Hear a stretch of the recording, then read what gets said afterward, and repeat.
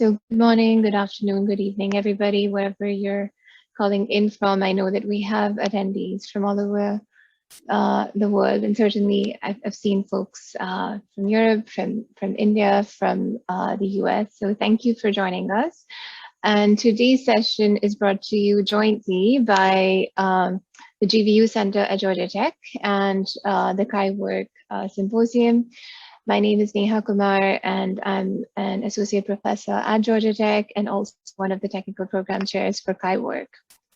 So just to give you a little bit of an intro to CHIWORK, this is a symposium that Andrew Kuhn and Orit Shire started about a year ago, more than a year ago. And in this current year, there are 4 technical program chairs. So Helena Mendes, I think, is here, Anna Cox, myself, and also Chris Jansen. And we've been doing weekly conversations with researchers who are working on the future of work or looking at the future of work in some context in their HCI research. And we thought it would be nice to see if it was a possibility to bring together the communities here. So the GVU community at Georgia Tech and also the CHIWORK audience. And it's nice to see people from both of these. So thank you for joining. I'm going to drop a link to the CHIWORK.org code of conduct, just so that you have access to it in case you want to take a look. And if you go to the CHIWORK.org/about page, that will give you a little more background to the symposium. And I'll say just a little bit about the format. So the GVU format that we have is basically a speaker, a talk, and then a Q&A followed by that. And the whole thing goes for about 50 minutes. And what we've been doing at CHIWORK is we've had 2 30-minute segments where the first 30 minutes are recorded, and it's a conversation, a research conversation with the speaker, and then we have 30 minutes of unrecorded time. So what we're going to do today is follow more or less the GVU format, but also make it more conversational. So there will be a talk by our speaker, we'll introduce in a second. And after that, we'll just have a Q&A. So for the Q&A portion, it would be great if you wanted to speak, you can raise your hand and we'll get through all the raised hands first. And then if there are questions, you can put them in the chat as well. And right now, all of the participants are muted, but we'll make sure that there's room to have more of a conversation later. So let me now go ahead and introduce our guest. Noopur Raval is our speaker today, and Noopur is a postdoctoral researcher and adjunct professor at the Tandon School of Engineering at New York University, NYU, and she got her PhD in informatics from UC Irvine in 2020 and is a tech ethnographer and interdisciplinary scholar at the intersection of HCI, communication and media studies, cultural anthropology, and post-colonial history. She has written extensively on gig work, platformization, and the future of work in the Global South. Her new work extends to studying the cultural labor and subjective decision-making by Global South data annotators in order to train AI and ML systems. Her work has appeared in CSEW, CHI, ACM Interactions, among other venues. She's also worked in UX research at multiple Microsoft Research Labs. Noopur is an alumna of the Berkman Klein Center for Internet Society at Harvard University and the Center for Tech, Society, and Policy at UC Berkeley. So with that, let me hand it over to you, Noopur. Do you have, can you unmute yourself, or do I need to check if you're co-host? Hang on a second. No, wait, I need to make you a co-host again. Hang on.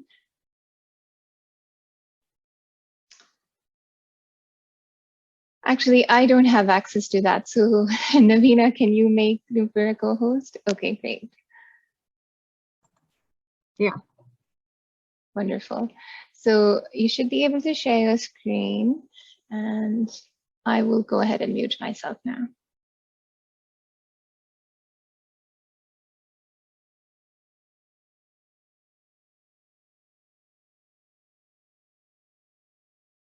All right, so just one last check before I start talking. Can everyone see my screen? Yes, and no one Okay. else can speak, or not too many people can speak, but yeah, it's great. Okay, perfect. Thank you. So thank you so much for having me. Thank you to Georgia Tech, as well as the CHIWORK Symposium. I am, as Neha introduced, I'm a postdoctoral researcher, so I'm a fairly junior scholar and early career researcher.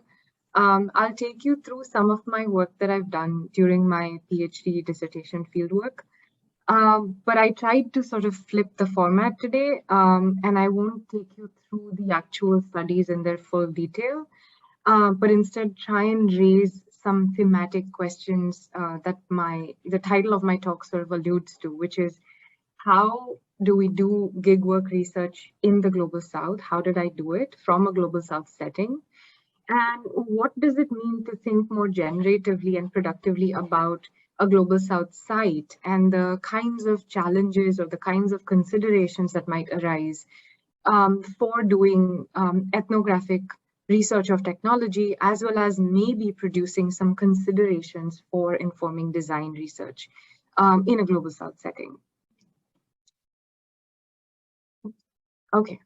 So again, I'll try and sort of narrow down, zoom into one particular study, but I'll start a little bit broader and just give you a little bit of context about my larger body of work. I got into studying gig work and primarily ride-sharing applications sometime around 2014, and I concluded my research in order to write my dissertation around 2020. So roughly for a period of 5.5 years, I studied various kinds of app-based platform work and platform applications, primarily from the angle of studying labor and issues of work, as well as a little bit of other stakeholders in the economy, such as consumers and how consumption trends have changed after the arrival and emergence of platformization in urban centers of the world, as well as connected questions of how has socialization and sociality also changed. And finally, a paper that's coming out soon kind of pushes the empirical work further to think about the moral landscape of the gig economy as well. And again, like I don't particularly have the time today, but I'm happy to talk about some of these themes later in the question and answers. In the ride-hailing work, some of the themes that emerged through the research we did are, as you can see on the screen. So one of the themes we tackled in that work was algorithmic management and forms of labor. To elaborate a little bit more, as we all might know, ride-hailing applications as well as other forms of platform-based work employ algorithmic logics in order to bring together this sort of real-time as well as ephemeral markets of consumers as well as producers or providers of different kinds of services and goods, right? From Uber to Airbnb to food delivery applications to other kinds of applications. And what we saw that as the logic of the gig sort of pervaded different traditional sectors of work and traditional markets, one of the big changes that we saw was that these applications and these platforms only seem to capture, visibilize, and thus by extension value or remunerate people, offer them money for the skill that they seem to be selling, right? So in the case of ride-sharing applications, it seems like what Uber and Lyft and other Didi and other companies seem to be suggesting is that you're paying for the ride that you've been matched with and the ride or the service that the driver is providing. And one of those big interventions that we tried to offer early in the space through a paper that I co-authored with Professor Paul Durish, who's my advisor, is that we made visible the other kinds and forms of work that go into the making of a successful Uber, Ola, Lyft driver. And our contention was that there's actually a humongous amount of invisibilized work or labor, including things such as communicative labor and affective labor or emotional labor. So more simply put, what we were trying to talk about is that right from when the ride begins, and the driver has to talk to the passenger and say, you know, I'm on my way, I'm arriving, it's going to take me a little bit of time. You know, here's the things that you should watch out for, or try and tally the address and location of the passenger and say, you know, have I got the right address? Am I reaching the right location? All of those aspects of work, as we call it, constitute communicative labor, and are not something that the app particularly recognizes or makes their passengers and customers think about, and by extension also sort of invisibilizes and devalues. And so passengers think that they're only essentially paying for the actual ride that they've undertaken.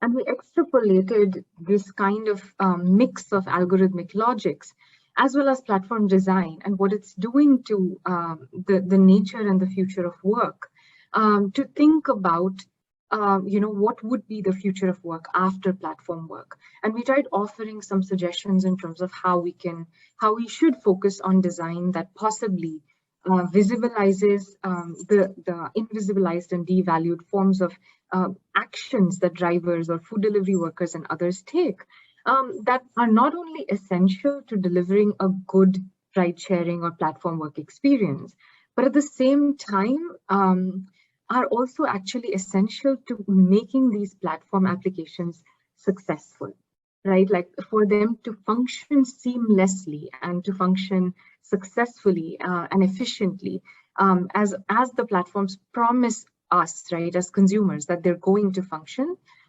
There's a humongous amount of platform workers' energies as well as resources that go into it, which they're not compensated for. In another study that I did, building on this work, we specifically looked at notions of flexibility as well as notions of productivity that traditional blue-collar workers have. In this case, the study was done in the UK, and how those either translate or do not translate when specific forms of blue-collar work get platformized. We also looked at issues of reputation, or precisely reputation lock-in. So the fact that these workers spend weeks or maybe months or maybe years of their life doing what we call careful work, good work, and often building a reputation for themselves, which is captured in the form of ratings, reviews, but also in customers' goodwill, right? And that doesn't quite get translated or again visibilized in more typical or standard ways of thinking about reputation and work, which may be, for instance, for us, for white-collar workers, maybe building a CV, right, that can take or capture the things that we've learned at work or done at work, and take them to the next job that we're going to do. So how do we also rethink the future of reputation as we're rethinking the future of work? And the final two things I want to point to and then move on is the associated questions that came up for us were also, how do you rethink the future of skilling, de-skilling, reskilling, and upskilling? And my contention based on the research that I've done is that we are thinking adequately about de-skilling, or we're thinking about the sort of eventual arrival of automation technologies and how they're going to displace people and displace workers and replace them with machines. But we're not spending adequate energy and time thinking about what the possible futures of reskilling or upskilling could look like after platformization. And relatedly, the thing that we observed was the counter question, right? So people are doing all this kind of work. There's issues arising.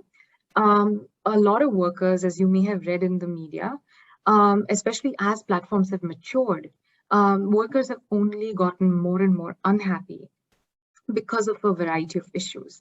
So as platforms have monopolized their positions in various markets across the world, some of the initial promises that platform companies made in terms of what the earnings would look like, right, have drastically gone down.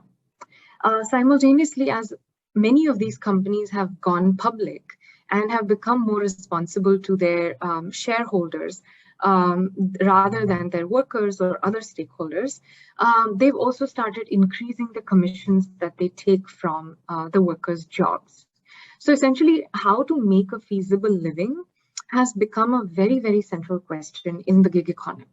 This has become an even more urgent and serious issue when thinking about gig economy in the global south, because as some of you may know, but the majority of the world, which we also often call the rest of the world or global south geographies and economies, is actually the dominant form of economic activity in the majority of the world, is actually in the informal sector or the unorganized sector, right? And so there's this distinction between what constitutes formal work and informal work. And one of those things that kind of motivated me to go back to India, where I'm from, and start looking at the question of platforms, gig economy, etc., was to sort of see what the differences are between the experience of the gig economy, both from the worker side as well as the consumer side, when we're thinking of predominantly informal economies. The thing that I want to flag before I move forward is that through this talk, I'll try and sort of unpack and problematize the notion of informal economies, as well as developing economies, which is another word that many of you may have heard, and highlight like what does it mean to do research, or what does it mean to think about marginalized communities in the global south or in developing economies as well, and do some sort of like responsible research that is attendant not only to economic precarity and the vulnerabilities that come with studying these populations, but also what does it mean to attend to their hopes, their aspirations, and the way that global south subjects see themselves as embedded within a global economy. So the study that I want to narrow down completely on and then sort of take off from there and talk about thematic findings is the study that we did actually towards the end of my dissertation, which was, I think, 2019 and 2020 a little bit. So what had happened again in gig economy research, and I think this is still an issue as far as platform work and gig economy research is concerned, is that researchers started noticing within HCI, within CSCW and associated fields, is that we've been studying Uber and Lyft and ride hailing as the sort of dominant form of gig work, right? And in essence, there's nothing wrong with that, in the sense that it was one of those early emergent forms of work. And especially Uber as a company has also been so pivotal, so central to defining a lot of norms in what we understand as the logic of the gig today, right? So now we often refer to a lot of companies that came after Uber as Uber for X. So there's certainly some utility in thinking with Uber or the logic of Ubering, as well as the sort of work design and platform design of companies like Uber, Lyft, Didi, etc. But at the same time, what it was obscuring was two things. One is that taxi driving is fundamentally, globally, a masculinized or masculine form of work. And what that means is that it not only has a majority of male workers employed in this profession, but the conditions of doing this work are also to a large extent not amenable or not considerate of women's requirements from work, right? So thinking about risk, thinking about the times of the day when taxi workers may be required to work, especially late night or weekends, etc. These are in some ways exclusive or conflicting with women's caregiving duties at home, or the constraints that women operate under as well, right? Because well, women actors across the world in varying degrees are not just in that sense, do not enjoy the same kind of agency that male workers enjoy. So the question became, what would we learn if we sort of moved away quite deliberately from studying both male workers as well as predominantly masculine or male occupied forms of gig work. And I took that on quite seriously as a challenge, because it sort of became very curious to me that I'd done 4.5 years of, hanging out as a woman researcher in a global South setting, especially in India, where these differences of class, caste, and gender were quite directly informing my own work, right? So whenever I did go to the field and I tried to hang out and try to recruit participants, etc., it was never as if I could forget my gender, caste, class positionalities. Because taxi drivers or food delivery workers, for instance, would not talk to me after it was night or after it was sunset time. Some of the most fertile sites to stage discussions and focus groups and all of that with taxi workers and gig workers were in fact parking lots, where they used to take rest, where they used to eat their foods or under flyovers, for instance, in Bangalore, right? So taxi drivers would take long rides across the city. And because Bangalore has such a massive issue of congestion and traffic, they would often take rest under flyovers or overpasses and eat food and commune with each other, and sort of that's how they form community. And so the point being that as a woman researcher, it was never lost on me that I already quite don't fit or ally with my informants to some extent. So I took on all of those challenges to kind of then go the opposite route and see what could we learn if I embedded myself in a form of gig work that was predominantly done by female gig workers and was also a feminized or a differently casualized form of traditional work as well as gig work. So the kinds of issues that arise with studying the beauty and wellness platforms that I'm alluding to is that beauty and wellness work, much like other professions of caregiving, such as nursing, nannies, babysitting, etc., also withhold within them this kind of paradox, which is that the workers who engage in this form of work, whether it is in traditional settings without an application or without technology, or it is through the app, the workers themselves end up being stigmatized, right? And being seen as sort of dirty women or loose women often, right? Because they're engaged in forms of bodily intimacy and forms of bodily work.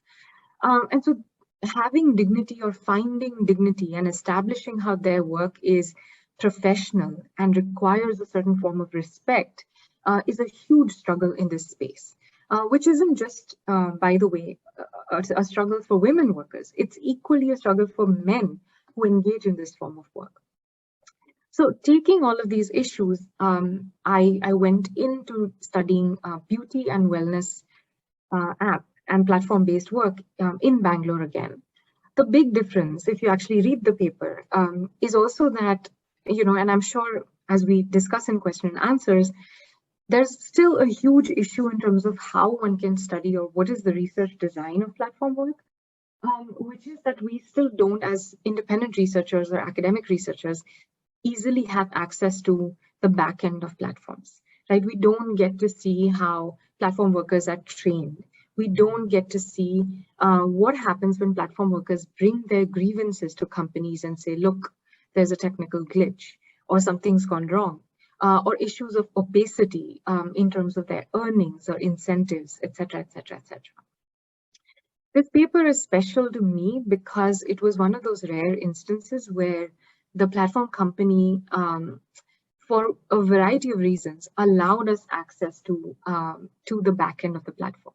And we were able to see how actual platform workers are recruited and trained, which is an interesting shift in terms of how the platform takes people who have 10 or 15 years of experience in traditional beauty work and then tries to reshape them as datafied workers, right? As workers who understand platform metrics, who understand what it means to work with algorithmic management, and who are then going to incorporate all of those learnings and deliver the platform experience.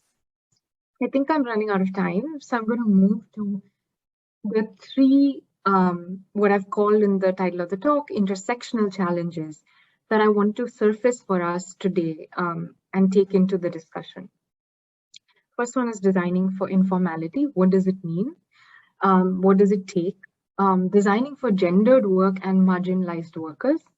And finally, contextualizing gig work, but also any other domain of research in a Global South setting to reframe our questions.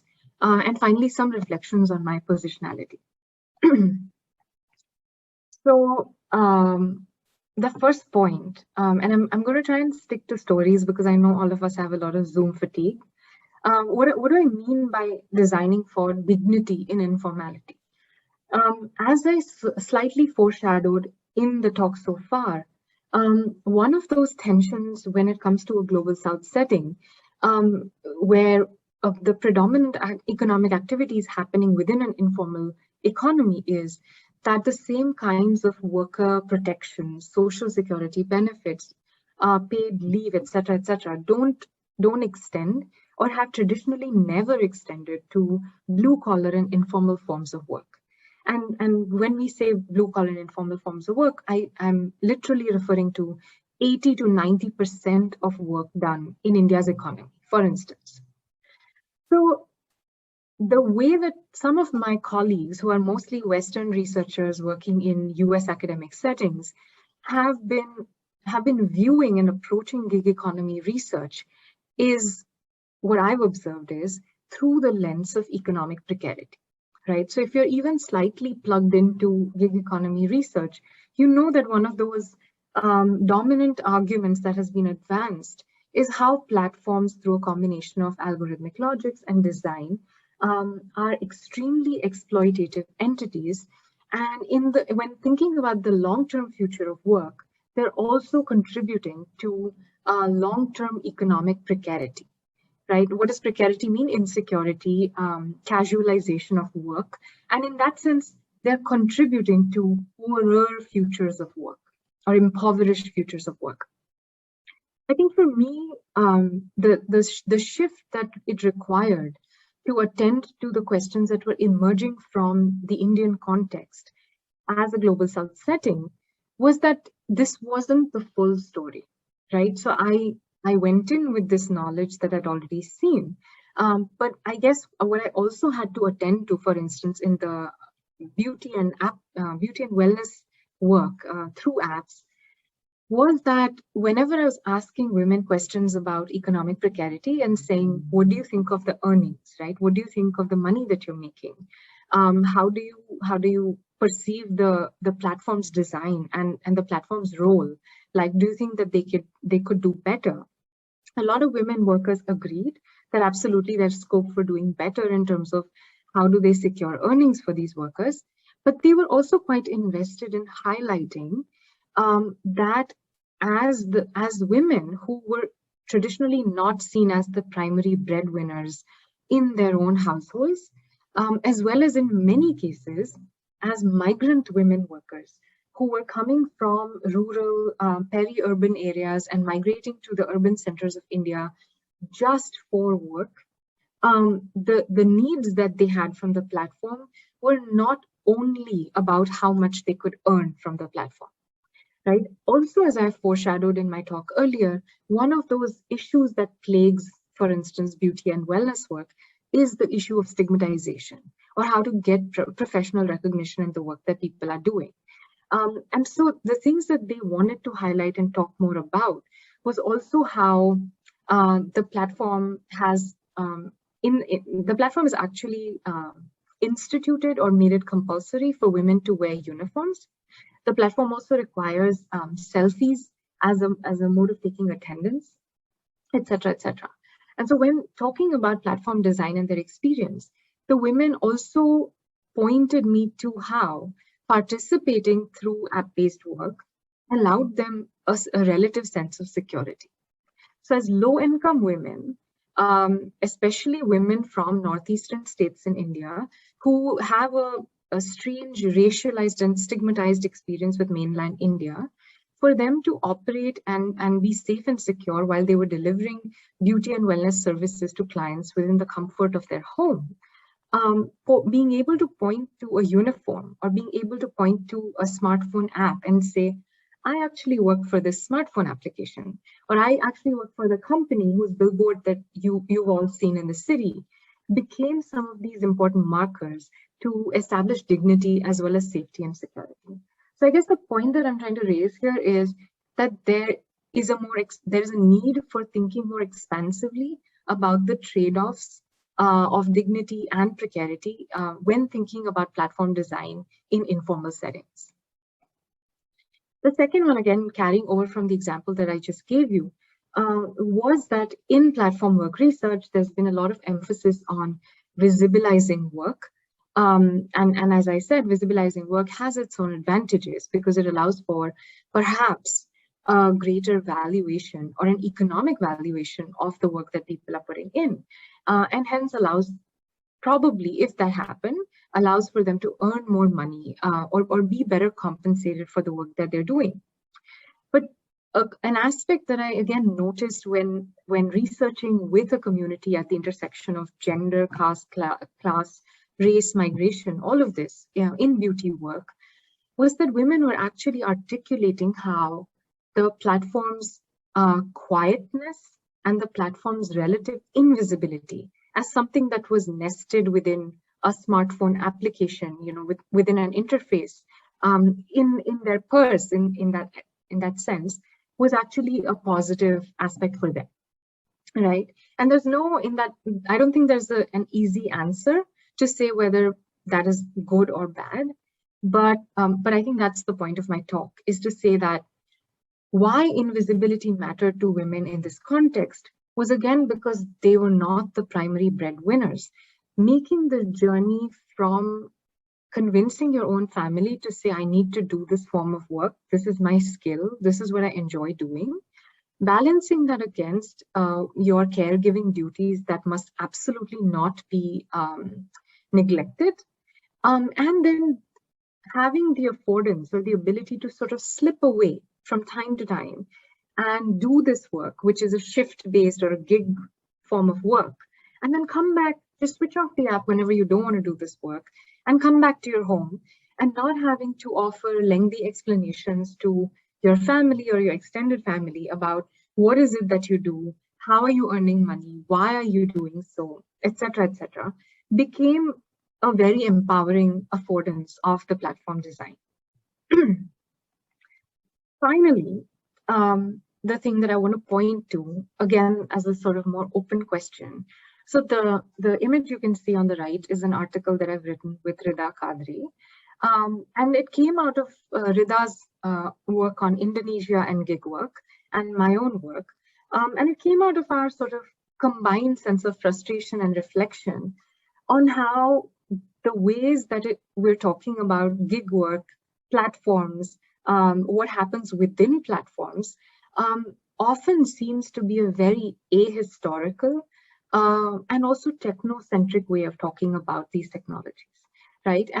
And what we would like, and what is especially very important when doing this kind of research in global South settings, is that we need to expand our literature reviews and our outlook to actually consider how platforms make landfall. Platforms kind of get embedded within longer continuing histories of work, labor, economic activity, solidarity, resistance, forms of collectivization, so on and so forth.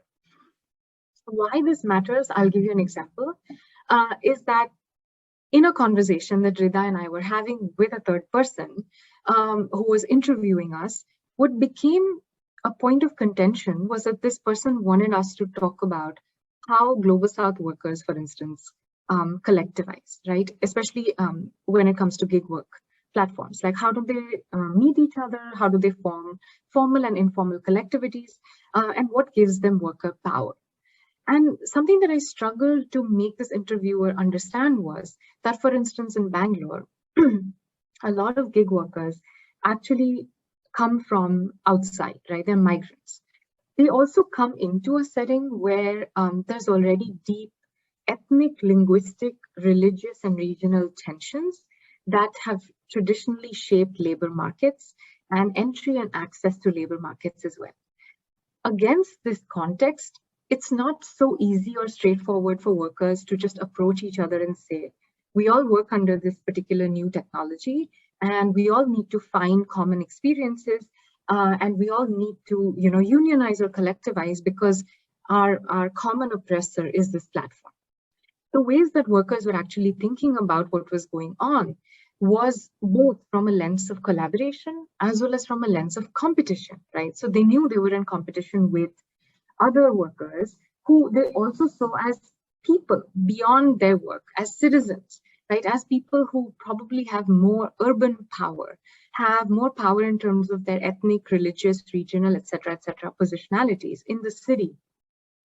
And so the path to collectivizing wasn't a straightforward one, or wasn't one without any hierarchies, for instance.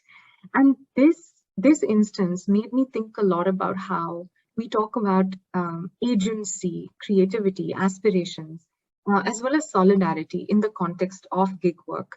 And how do we change this to attend to the already existing logics, as well as forms of collectivity in, say, for instance, global South settings? How would that change the research questions that we're asking? I think I've spoken a lot, and I do really want to stop, but this is my last slide. So I'll just point, I don't want to leave you at like, think about the questions. I did try to do things about it. So I used to take my UX research internships as sort of challenges to say, we're thinking so deeply about labor justice and technology and justice.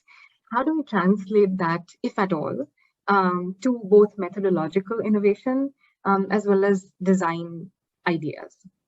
And one of those things methodologically that I shifted was that I didn't, right? Like I was already resistant to saying these are people with low textual literacy, low digital literacy, et cetera, et cetera.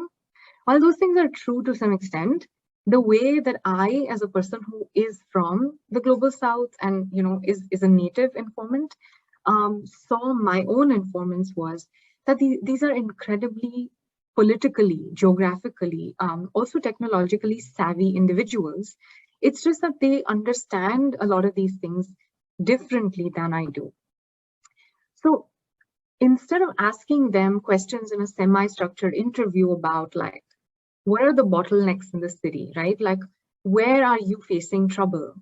Where does network connectivity drop off for you?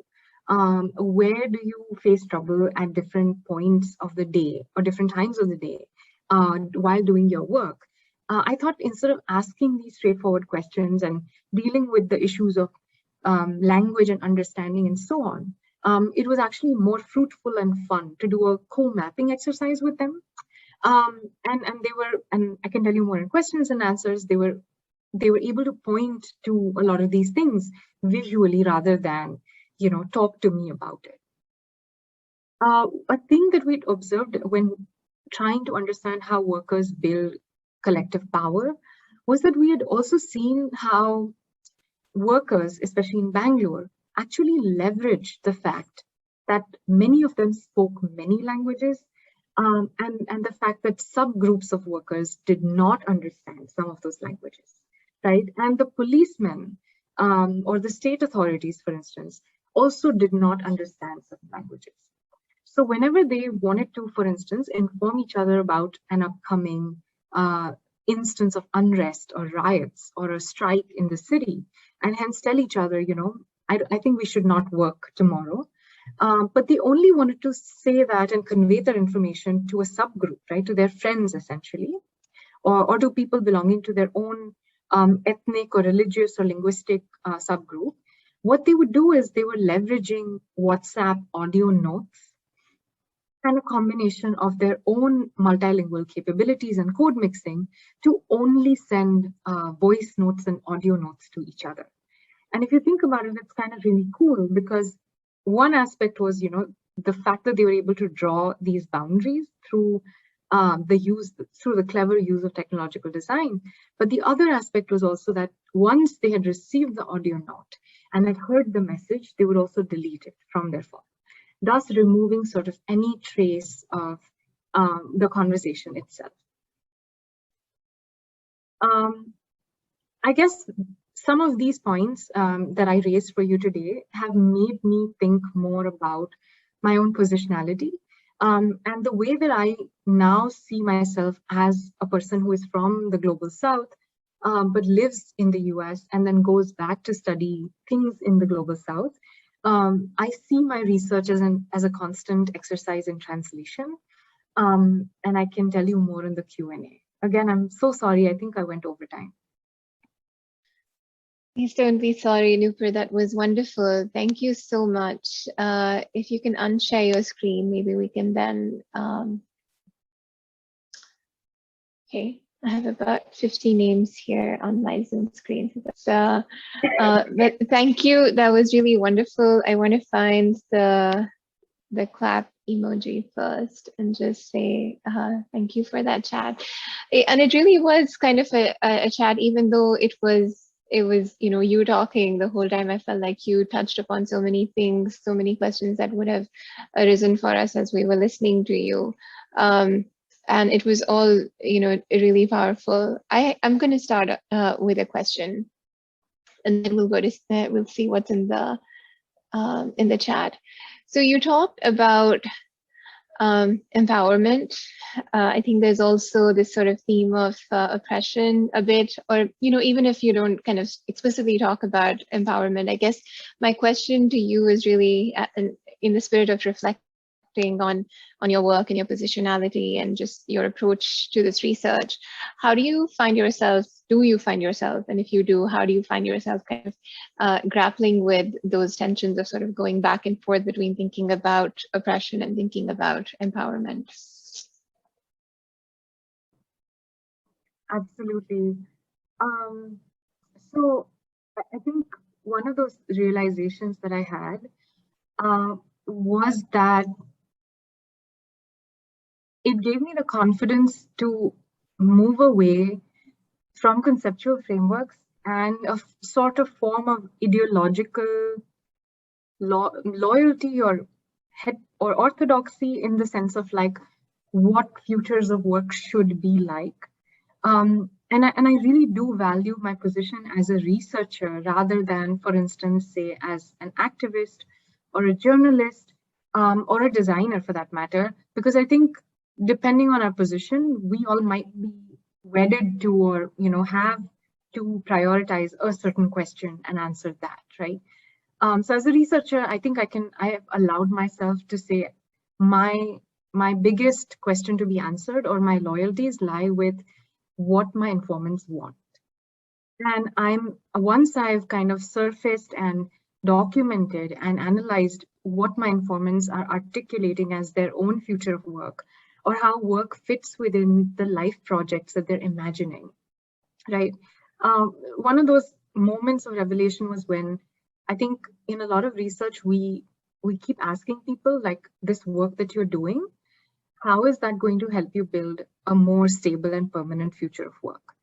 And one way that some of my informants kind of pushed back was to say, you're thinking of it very narrowly. You're thinking as if I've migrated to this city and this is where I want to build my future of work or future of life.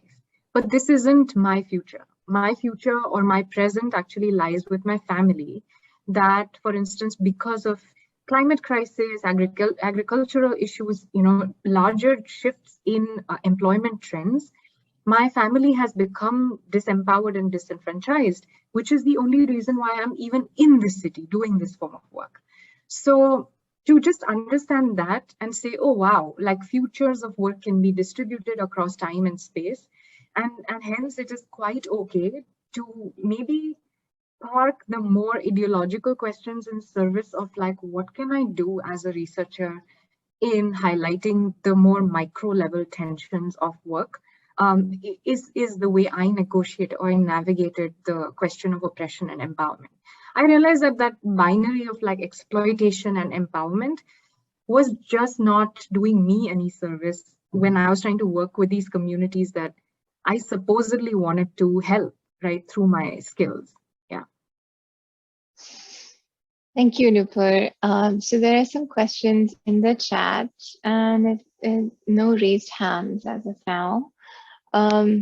So let's go to, okay, actually, so Palak had a comment, which was thank you for this wonderful talk, and then also said that it reminded, or your point about how a lot of these discussions on gig economy and platforms tend to be ahistorical reminded her of Veena Duval's talk on Prop 22, and so there's a link there.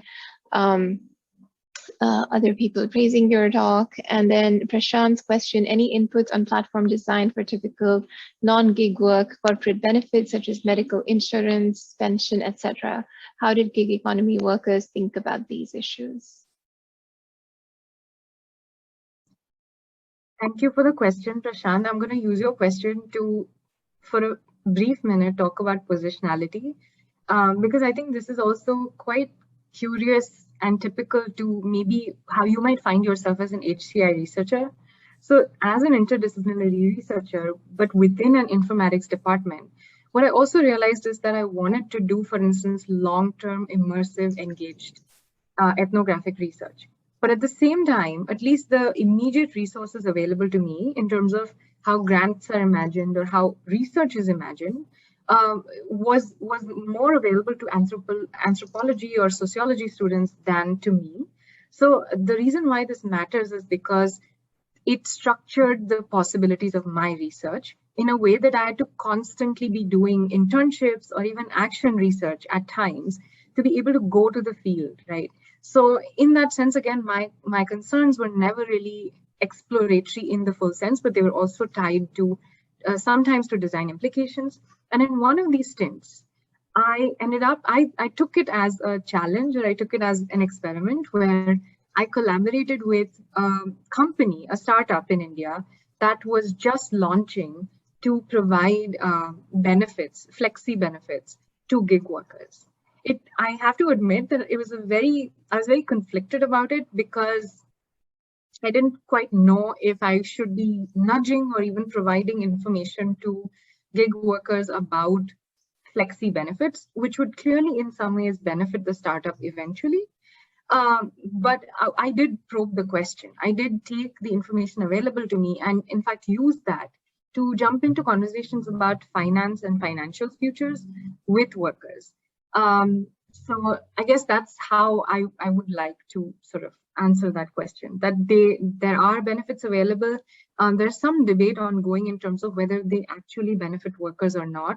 Again, depending on ideologically where you're at, some would say that the arrival of such benefits is just an extension of the logic of the gig, because it takes away benefit from the state, for instance, or governments to provide for more secure futures for workers, or for governments to have the incentive to regulate companies like these.